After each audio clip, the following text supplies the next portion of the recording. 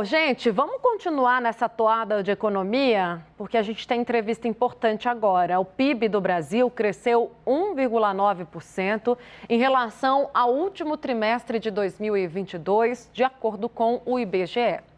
O destaque positivo ficou para o agronegócio, que registrou alta de 21,6%. Mesmo com um bom resultado, o ministro da Fazenda, Fernando Haddad, está pedindo cautela com as projeções para a economia neste ano.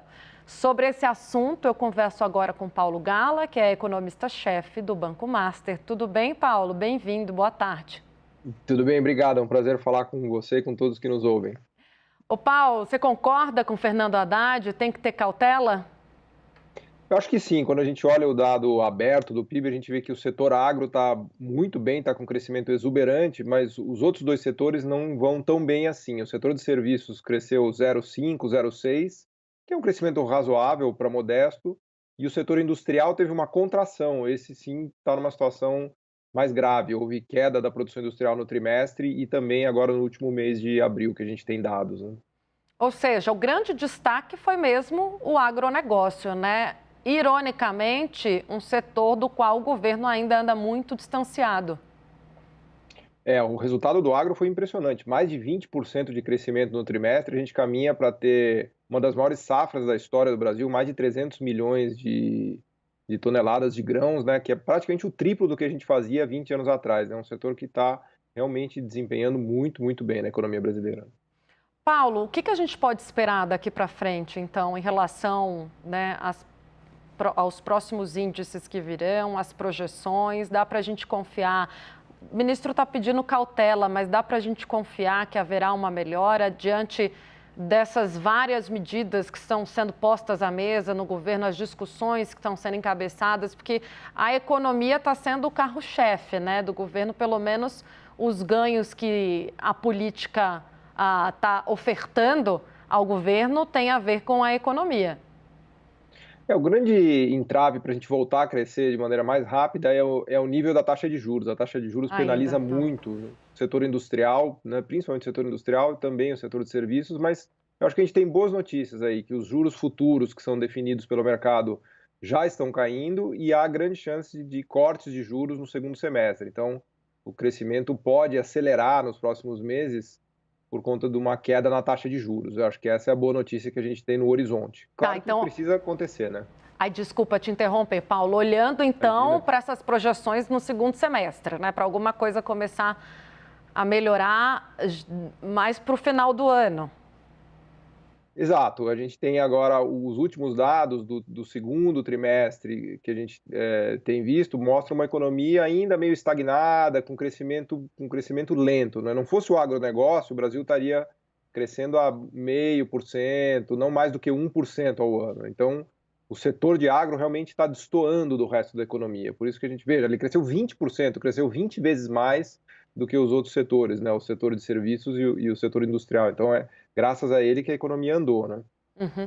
Paulo, quero aproveitar sua presença aqui, tá, para também puxar um pouco para o que a gente está trazendo no noticiário todos os dias. Eu que fico em Brasília, eu tendo sempre a olhar um pouquinho também para essas medidas econômicas ligadas à política e como é que e se isso vai andar, né, diante de todas as dificuldades.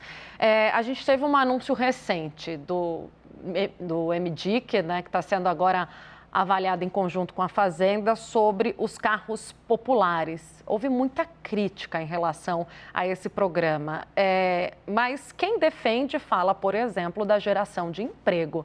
É um bom argumento?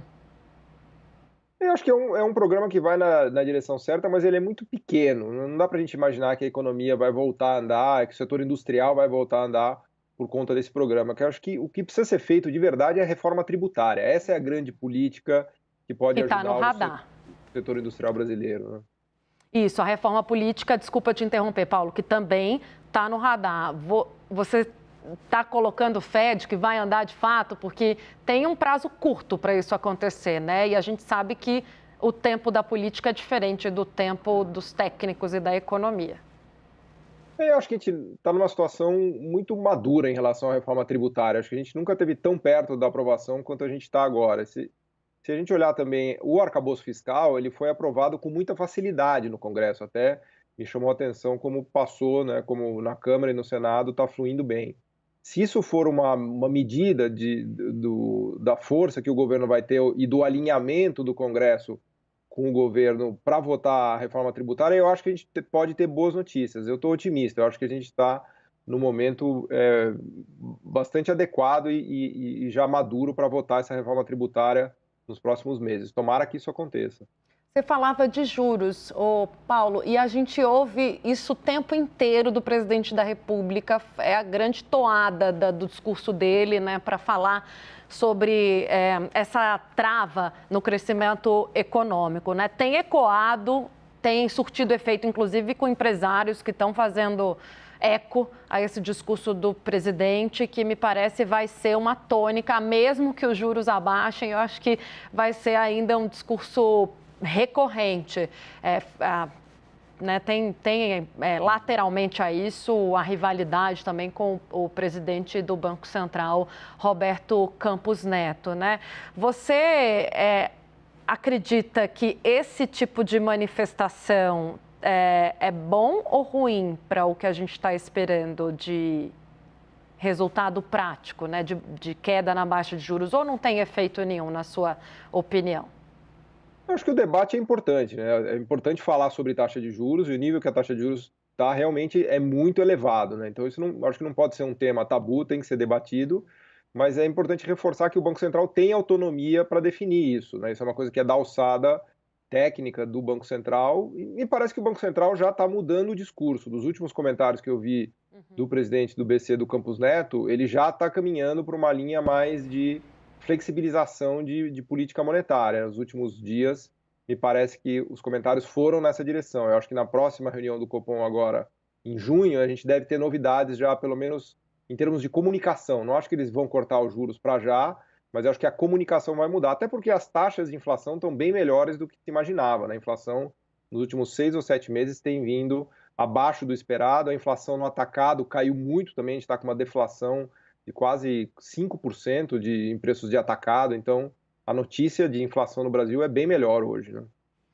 Obrigada. Nós conversamos agora com o Paulo Gala, economista, chefe do Banco Master, dispondo aqui do seu tempo com a gente neste sábado para explicar o cenário econômico. Até a próxima, Paulo.